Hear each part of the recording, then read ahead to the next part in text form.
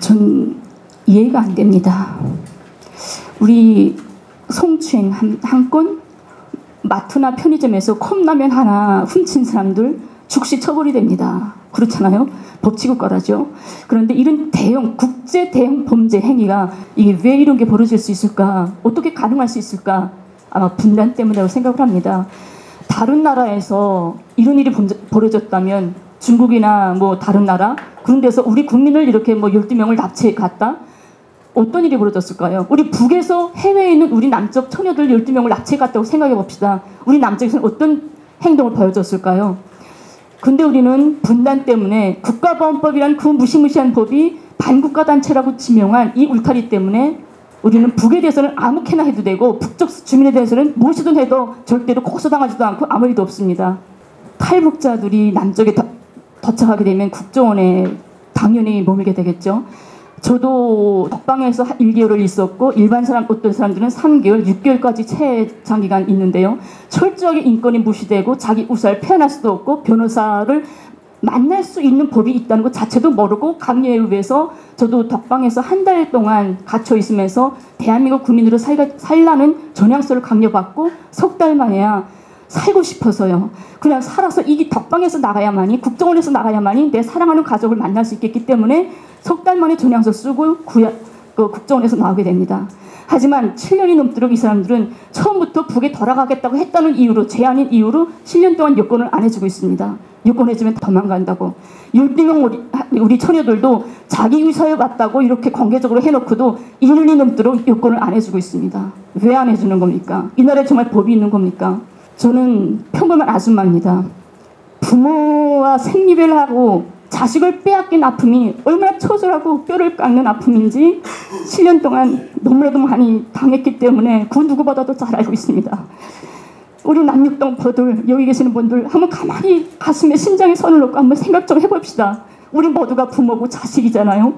우리 자식이 다른 나라에 10년이 될지 50년이 될지 통일되기 전에는 전혀 만날 수 없는 그런 세상에 떨어졌다고 생각을 해보면 우리 어떻게 되겠습니까? 저는 12명 처녀들도 정말 안타깝지만 12명 처녀들의 엄마의 마음, 사랑은 내리사랑이라고 하지 않습니까? 얼리사랑보다. 처녀들은 아직 어리기 때문에 모른다 쳐도 그 부모의 애타는 그 처절한 아픔에 대해서 잠이 안 옵니다. 얼마나 지금 힘들어할지. 이게 정말 어떻게 가능할지 정말 이해가 안 되고요. 지금 12명 애들은 정말 심적으로 너무나도 불편한, 힘든, 긴장하고 예민한 상태로 놓여 있습니다. 전명훈 통일부 장관이 이 애들이 자기 의사에 왔다고 JTBC 방영이 나간 다음에 자기 의사에 온 걸로 알고 있다고 발표를 합니다. 그 발표를 보고 제가 만난 12명 중에 어느 애는 저를 안고 막 웁니다. 우리가 국정원에서 나오자마자 국가인권위 통일부에 얼마나 찾아갔는데 우리 좀 만나달라고, 엄마한테 보내달라고 얼마나 울면서 찾아갔는데 그때는 안 만나주다가 언제 우리가 안 만나겠다고 했냐고, 어떻게 배째 이런 거짓말을 할 수 있냐고 국가가 옵니다. 얘들이 처음에 와서 국정원에 갇혔을 때 그 다음날로 TV에 나오는 자기들의 모습을 보면서 통곡을 하면서 부둥켜고 서로 울었답니다. 지금 얘들은 아무런 누구도 믿을 수 없고 남녘동포들 그 누구도 한 명도 믿을 수가 없습니다. 국정원에 있을 때 나오기 전에 이렇게 계획을 받았다고 합니다. 나가면 북으로 가겠다고 하는 김연희를 만날 수 있을 거다. 그 김연희는 정신병 환자고 정신 이상 환자고 또라이고 절대 만나면 불편하니까 만나지 않는 게 좋겠다. 이런 계획까지 받고 나갔다고 합니다. 저희 탈북자들도 이런 국정원에 들어가게 되면 저사를 받고 나면 계속 매일과 같이 영화를 보여주고 화면을 보여주고 강연을 보여주면서 처음부터 마지막까지 국정원을 나오기 전까지 하란에서 석 달까지도 계속 북에 대한, 북은 독재국가, 무슨 국가, 눈에는 철저하게 인생을 속아서 왔다는 것을 깨끗이 세뇌시킵니다. 그래야만이 거기서 나올 수가 있고, 철저히 탈북자들은 이 땅에서 살아가려면 북을 자기 살아가는 고향을 씻고 가족을 멀리해야만이 남녘에서 생존할 수 있는 이런 길로 갈 수가 있는 것입니다. 탈북자들이 고향이 그립다, 고향에 가고 싶다, 그 길로 국가보안법 위반에 걸리게 되고, 우리 탈북자들을 상대로 간첩 조작 사건, 그리고 이렇게 12명의 납치 사건, 이런 것들이 뽀져서하게 아직까지 벌어지고 있는 것입니다. 솔직히 여러분들 생각해 보십시오. 지금 남쪽에서 이런 말이 나고 있습니다.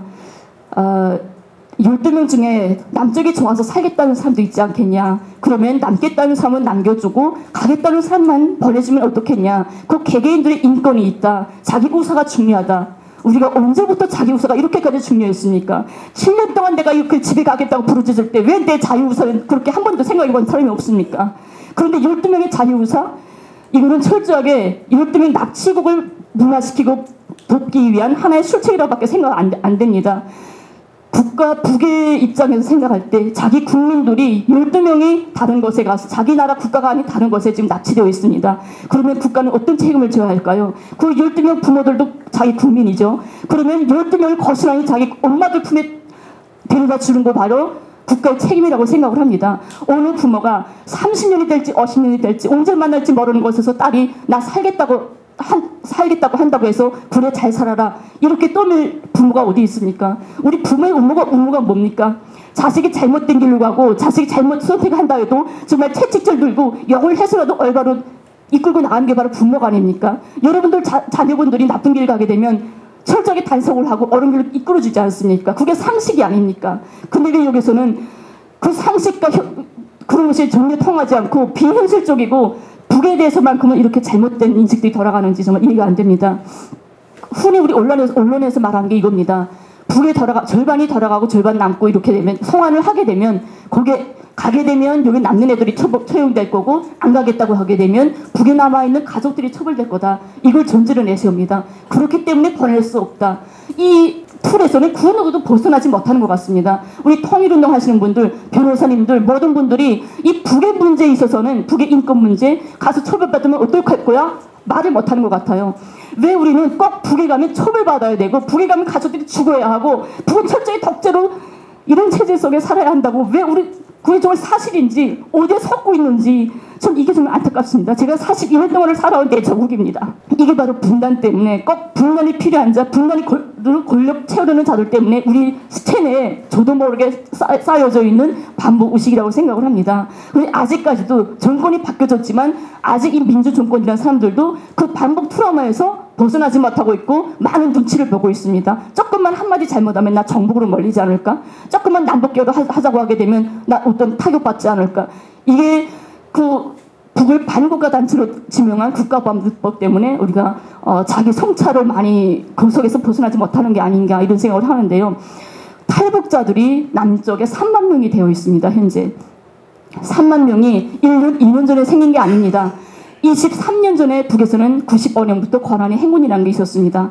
총알에 맞아 죽은 게 아니라 싸나날 약 한 첩이 없어서 굶어 죽고 병마에 시달렸던 어려운 시기가 있었습니다. 그때 생계를 위해서 어쩔 수 없이 중국에 나왔다가 공안한테 잡히기 싫어서 나왔던 탈북자들이 있습니다. 그 탈북자들이 지금으로부터 23년 전부터 생긴 3만 명입니다. 그 3만 명 중에 80~90%가 정기적으로 가족과 통화를 하고 있습니다. 이거는 정부도 알고 있고 뉴스에서 통일부 발표도 있고요. 뉴스에도 나왔는데요. 제 옆에 있는 탈북자들도 정기적으로 통화를 합니다. 가족과 북에. 엄마 다음 달에 엄마 생일이지. 내가 얼마 보내줄까? 선물 뭘 보내줄까? 이게 정상이라는 겁니다. 탈북자 범위 내에서는. 그런데 그 속에서 이 3만 명 중에 단 100명이라도 100명만이라도 야, 너 때문에 우리 가족이 처형당했어. 너 때문에 우리 처벌을 받았어. 이렇게 가족이 처벌받은 사람들이 100명만 나온다면 우리 채널 A나 TV조선 거기서 가만히 있었을까요? 그 3만 명 중에 단 100명만 나와서 우리 때문에 북에 남아있는 가족들 이렇게 처형받습니다. 이렇게 탄압을 받습니다. 이런 사람이 담은 100명, 10명만 나오면 어떻겠습니까? 채널 A가 가만히 있겠습니까? 하지만 그런 사람이 못 나오고 있습니다. 우리가 북에 한 번도 가보지 못한 사람들이 우리보다도 북에서 살아본 사람들보다도 더 잘 알고 있고 북을 너무나도 북에 대해서 단념하고 있습니다. 제가 시간이 정말 많이 가겠지만 너무 안타까워서 한마디만 더 하겠는데요. 제가 탈북자 고경호라는 사람을 알고 있습니다. 탈북해서 남쪽에 왔다가 2년 만에 다시 재입국을 했습니다. 3년 만에 재입국을 했는데요. 2년 전에 중국으로 가서 단동에 한 3개월 동안 숨어 있다가 북으로 들어갔습니다. 그 사람이 여기 남쪽으로 탈북을 왔을 때 나오자마자 국정원과 경찰과 TV조선이 저직을 언론을 다 먹고 해가지고 저도 모르게 기자회견까지 했습니다. 자기가 무슨 말을 하는지도 모르고 옆에서 또 받으니까 용처럼 또 받들려서 기자회견을 했어요. 하고 나머지 2년 동안 남쪽에서 살아보면서 이게 아니려구나. 내가 속았구나. 내가 정말 호수아비처럼 살았구나. 무조건 난 처벌받아도 북에 가야 되겠다. 북에서 밀수를 하다가 도망쳤다고 합니다. 이 사람은. 그래서 북에 들어갔습니다. 근데 그 사람이 북에 들어가기 전에 저와 가깝게 지낼 때 한 이야기가 있어요. 옛날에 저는 평양에 있었기 때문에 지방에서 어떻게 탈북자들이 어떻게 가는지 자세히 모르고 살았습니다. 근데 이 사람은 양강도에서 살았기 때문에 탈북자들이 많은 것 같아요. 그때는 한 명 한 명씩 탈북한 것보다 온 가족이 탈북한 사람들도 많았습니다.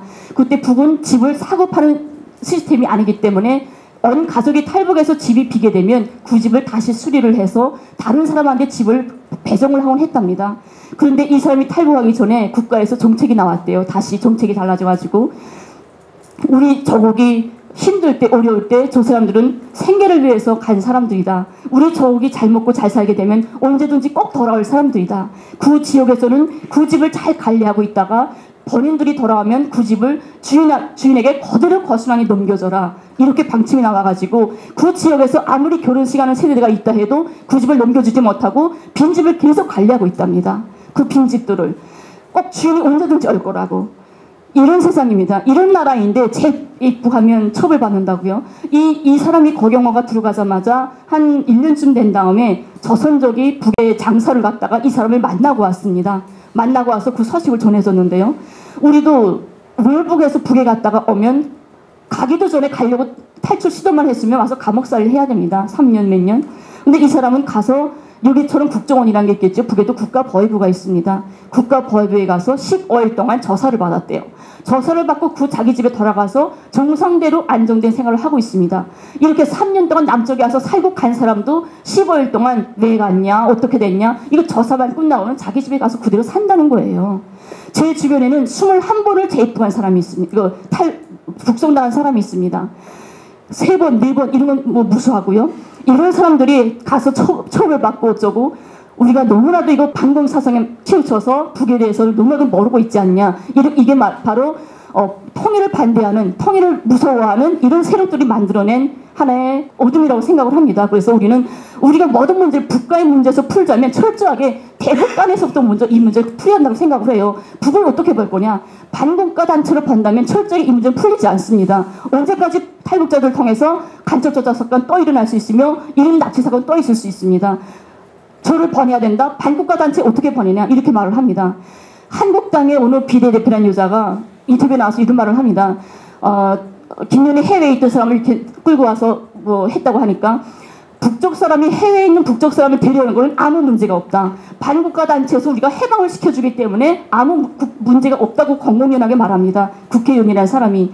이게 바로 우리가 넘어야 할 이 물타를 쳐가지고는 절대로 한 발짝도 우리가 해결할 수 없는 것 같습니다. 그래서 이 12명 문제도 우리가 인도지중 문제에서 당연히 풀어야 되지만 북에 대한 우리가 북을 어떻게 보냐. 통일을 위한 우리 형제로 국가로 하나의 나라로 인정을 하냐 아니면 반국가 단체로 철저하게 우리가 뭐 함께 할 수 없는 그런 나라를 봐야 되냐.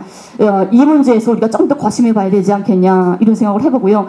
12명 문제는 저는 처음에는 그래 살겠다는 사람은 좀 살게 해줘.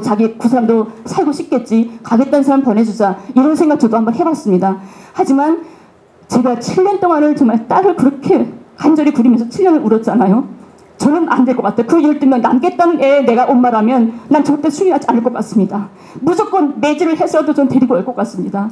그게 어떤 세상인지도 모르는데 혈관정 없는 세상에서 어떻게 삽니까? 내가 죽을 때 그 애들은 이제 앞으로 엄마 아버지가 죽어도 영전에 꺼단송이 인사도 한번 못할 사람들입니다. 그 애들 끌고 나오면 더 큰 피해를 가져오고 더 무서운 희생을 가져오는 겁니다. 우리 다시는 우리 형제를 상대로 이런 범죄를 도는 해서는 안 됩니다. 우리 정말 인간이 돼야 됩니다. 북과 남은 서로 사상 체제를 떠나서 하나의 인간, 아버지, 엄마, 자식 정말 인간 대 인간으로 이 문제를 풀어야 한다고 생각을 합니다. 네, 감사합니다.